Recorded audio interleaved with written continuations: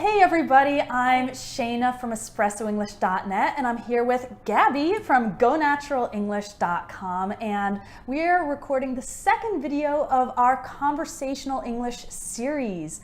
So today we're going to talk a little bit about our experience teaching English in the classroom. I think you'll find a lot of interesting stuff, that maybe some stories we have to share. Yeah. So Gabby, tell me how long you've been teaching English. Well, I've been teaching English, since about 2002. That was my first, when I was like 5 years old. No, joking. That was my first time teaching conversational English, tutoring, and I continued with it because I loved it from that day. And I've been teaching online now since about 2011. Okay. Yeah. And before that, were you teaching in a classroom or? Yeah, so from about 2005 to 2011, I was teaching in a classroom, and I was teaching adults. Actually, I taught in Japan for a while, and Cool. I was teaching in 2011, I was teaching in a company. So it was like in-company training for adult business professionals, and small classes.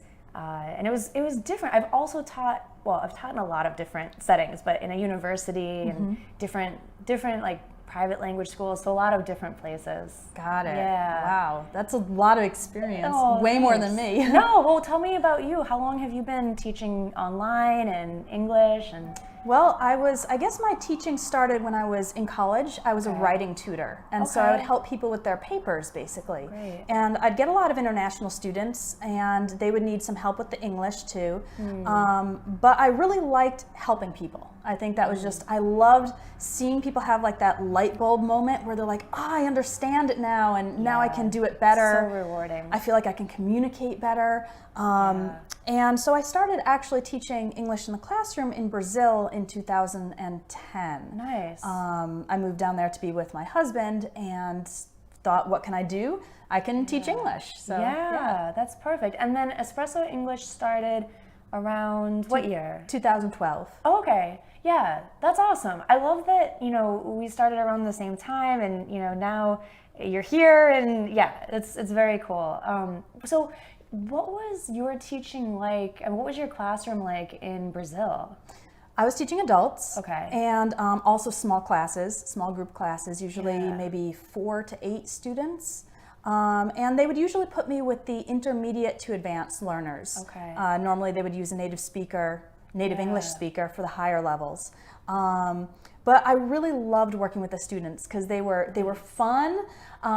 They participated a lot in the class, which I love, right? Yeah. I think we get a lot of energy from that give and take of, That's teacher my and favorite student. too. Yeah. So did you ever have like a favorite student?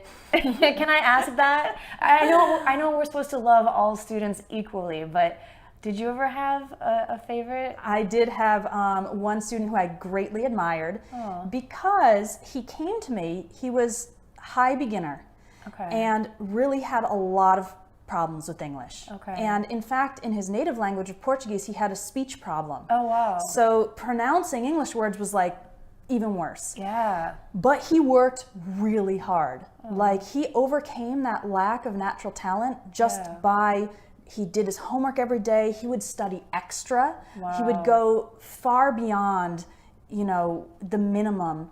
And I think the funniest thing that ever happened with him was he was farsighted. That means that he could see the chalkboard or the whiteboard, but he couldn't see like a text. Oh, wow. If he didn't have his glasses. Right, okay. Well, sometimes he would forget his glasses. And then, of course, I couldn't use any of my worksheets. Oh, no. So one day, I had prepared a really great class. And he came in and said, "Teacher, I forgot my glasses." And I thought, oh, great. Well, it's just going to have to be conversation. Yeah. Well, sometimes conversation is difficult when you're pre-intermediate. So we talked, and I asked him about his weekend and about his work and, everything I could think of. And we were, half an hour into the conversation, I'm thinking, I don't have anything else to talk about. What am I going to do? And I look at him, and I see he has a pocket. And in his pocket, I said, are those your glasses? Oh, And he said, oh, my look, it's my goodness. glasses. And so he put them on, and we finished the class with some worksheets, and it was funny. But he made a ton of progress. He was a solid intermediate by the time we finished. That's So- amazing. Did you have any students who particularly inspired you? Yeah, you know, I learned a lot from some of my students. Like, I was thinking of one in particular in Japan, one of the adults in the company where I was teaching. And through talking with him, I found out that in his personal life, his hobby was to play drums. And this is important because in the English class, you know, one thing that he was having a lot of trouble with was stress and intonation and like the musicality of English. And so he actually thought of this, and he taught me like that playing drums actually helped him to understand the musicality of English and like where to put the stress. Because one day I think we were talking about how in English it's so important to put stress on the certain syllable or the certain word in the sentence. And he was like, oh, it's like playing the drums. It's da da da da or da da da da da. And I was like, yes, exactly, yes. And that was just kind of an interesting moment just to see him apply something he was really passionate about to learning English, and that helped a lot. And he was just such a sweet student. He was really shy, but like he would speak up when he had something to say. It was amazing when he spoke up. It was just like, wow, you just taught me something new. So yeah, that's a student I'll remember maybe forever. That's a nice breakthrough. Yeah. I think one of the cool things about teaching in a classroom is you see a lot of different learning styles. Yeah. You know, some students learn better with a lot of interaction. Some students learn better if they have the time to kind of quietly study by themselves. Yeah. But you have to teach everyone in a classroom, right? Yeah. Well, now, how about, has there ever been a moment where things didn't go as planned, or maybe you made a mistake, or like something, I don't know. Let's go there. We can't just talk about the good stuff. That's true. There have been classes I have been extremely unprepared for, and I've had to just improvise things off the top of my head. And I don't like that, because I like to feel like I'm prepared. Yeah. And I think there's a parallel to English learners, actually. Like a lot of English learners, they want to feel like they know everything, and they're ready to say the right things in a conversation. But sometimes you have to do it on the fly and have that ability to like improvise. And so I always felt really insecure about those classes when I hadn't prepared anything, or the printer didn't work to print the worksheets or whatever it was. But if I could just keep a positive attitude, they actually ended up being really good classes. I bet. That's what I was going to ask, because like they probably turned out really well. Yeah. That's interesting. Yeah, I think I hate it when a student would ask me a question in class that I didn't really know the answer to. I didn't really feel confident about it, and I think that's difficult because, you know, I want to be able to answer anything, but I'm a human. Like, I don't know everything, I'll admit it. So sometimes you just have to say, I'll get back to you, I need to check. But I know sometimes the students didn't like that, and I felt bad about it, but you know, then you check it and you get back to them, and it's okay. Or I would say, hey, why don't you look that up? And you know, you can report back to us. But yeah, those are the moments that I just felt like, oh, sorry. They're kind of rough. They're kind of rough. So what's your favorite part about teaching online? Oh man, I love that, you know, well, in a classroom, I would have maximum 15 students. Well, in the US and in Japan, the class sizes are quite small, at least where I taught. But I love that online, I can reach so many people. You know, my videos and website lessons and whatnot reach a lot of people.